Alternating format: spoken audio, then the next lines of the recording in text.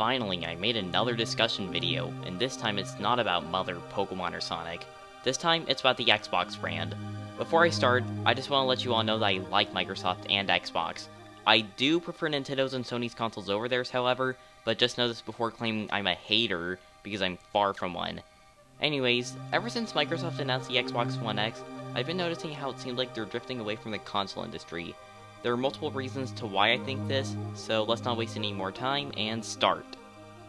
If you remember last E3, Microsoft announced that they were going to start putting Xbox One exclusives on Windows 10, which was a cool thing since people who didn't own the console could then get its games on PC. However, it also gave people less of a reason to get one. I mean, why would you bother getting a whole new console if you can get all the games it has to offer on your computer? And to add more fuel, Microsoft recently announced that they're going to start putting the exclusives on PS4.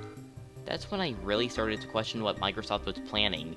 Releasing your console's exclusive games on PC is one thing, but when you start putting them on the competitions, there has to be something suspicious going on. Even if you were to factor in getting an Xbox One so you can play with your friends who own the console as well, it still wouldn't matter because there's now cross-platform play. And I get it, not all games support this, but in the future they probably will. Why would they be doing all this? Well, I have a feeling, and I'm not saying it's true, but I feel like Microsoft is going to quit the console industry soon. It all makes sense.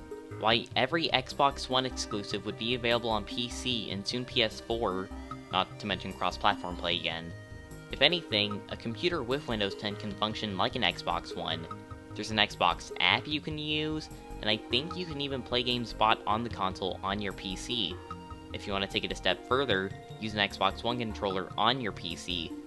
For all we know, the Xbox One X is a parting gift from Microsoft's departure in console gaming, being an upgraded variant of their last console. Kind of like what happened with Nintendo in 1996 when Gunpei Yokoi created the Game Boy Pocket as a parting gift to start his own company. Also, if you were to look up how much money Microsoft has made on the Xbox brand, you'll see that they've almost never made profit, if any at all.